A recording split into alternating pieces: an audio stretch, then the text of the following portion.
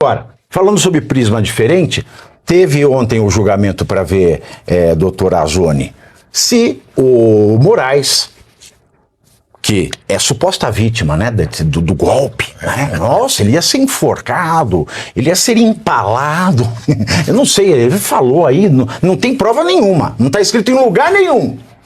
Lugar nenhum da denúncia mostra onde ele ia ser empalado, enforcado, estuprado. Não tem nada. Aquilo que ele falou para a Globo, em janeiro de 2024, coisa que é proibida a um juiz, falar fora dos autos. Só por isso ele não podia mais julgar. Mas ele falou, não tá nos... É uma coisa muito louca. Então foram julgar se o Moraes podia julgar o Bolsonaro, já que ele ia ser empalado, estuprado, enforcado, queimado, sei lá o quê. Com uma estaca no corpo. Como é que se mata Satanás? Não sei. O Dino que chamou o Bolsonaro de demônio. E falou que tem que tratar o Bolsonaro como se trata o demônio. E o Cristiano Zanin, porque ele foi advogado do Lula e do PT e promoveu ações contra o Bolsonaro, se esses três poderiam julgar a admissibilidade e eventual ação penal contra o Bolsonaro. Aí foi julgado ontem.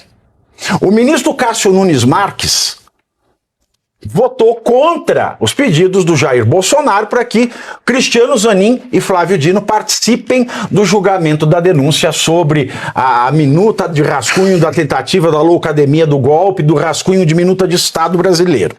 Vale lembrar que o Nunes Marques foi indicado ao STF justamente por Bolsonaro, o que não significa que ele tenha que votar a favor do Bolsonaro.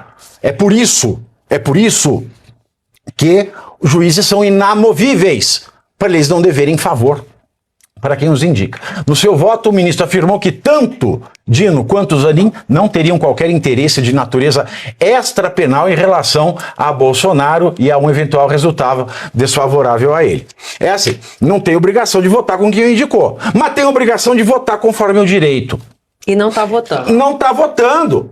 Aliás, o Cássio Nunes não tem o je ne sais quoi para ser ministro. Aliás, a corte já ninguém mais tem. Com exceção do voto do André Mendonça ontem, que não é porque ele não atendeu todos os pedidos. Porque o Cristiano Zanin, ele falou, não, o Cristiano Zanin não é impedido. Por quê? Porque ele era advogado de quem processava. E o advogado não pode ser confundido com a parte. Muito embora, no meu ponto de vista particular, por ele ter como padrinho de casamento uma das supostas vítimas, que é o presidente Lula, que é o chefe do governo contra o qual se queria dar esse golpe, ele já não poderia. Nisso eu divirjo com o André Mendonça. Mas o voto que ele escreveu, professor Suano, doutor Azoni, Ana Paula e Luiz Arthur Nogueira, é aqueles votos como antigamente. Dialoga a letra da lei, dialoga a doutrina, dialoga a doutrina nacional e internacional com a jurisprudência da própria corte, detalha o caso e aplica o direito ao caso concreto. Uma coisa que eu nunca mais vi no STF, me deu um orgulho danado de ver a decisão. André Mendonça foi indicado por Bolsonaro e foi o único que divergiu dos demais ministros no julgamento sobre Moraes e Dino. Mendonça disse que Moraes não deve julgar um caso em que apura atuação criminosa que envolva plano para sua prisão e morte e alegou a perda de imparcialidade. Óbvio. Já sobre Dino, o ministro votou pelo impedimento em razão de uma ação penal movida pelo ex-governador do Maranhão contra Bolsonaro. Aí o Supremo ele desvirtua a própria jurisprudência, porque tem lá uma jurisprudência que diz: a pessoa que provoca uma animosidade jurídica não pode ser declarado impedido. Isso quer dizer, quando a parte processa o juiz para provocar impedimento, mas daí não é a parte processando o juiz, é o juiz que tinha processado a parte. É justamente pela jurisprudência do STF que o Dino não pode julgar. E o único que seguiu a jurisprudência do STF foi o Mendonça.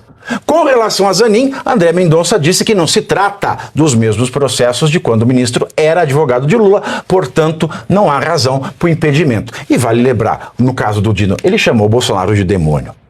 Assim, não tem razão que se perceba para isso ficar. Então eu quero aqui expressar o meu profundo desgosto por não ter mais direito no país, mas dizer que, apesar do fato do voto do ministro André Mendonça ter sido um voto vencido, E foi vencido por quantidade. É contra um. E, aliás, ainda bem que foi vencido, ainda bem que teve um divergente, porque ele salvou a esperança da justiça no Brasil do atestado da burrice suprema de Nelson Rodrigues, já que toda unanimidade é burra. Ele pode ter perdido, pode ter sido o voto vencido na quantidade, mas foi o voto vencedor na qualidade.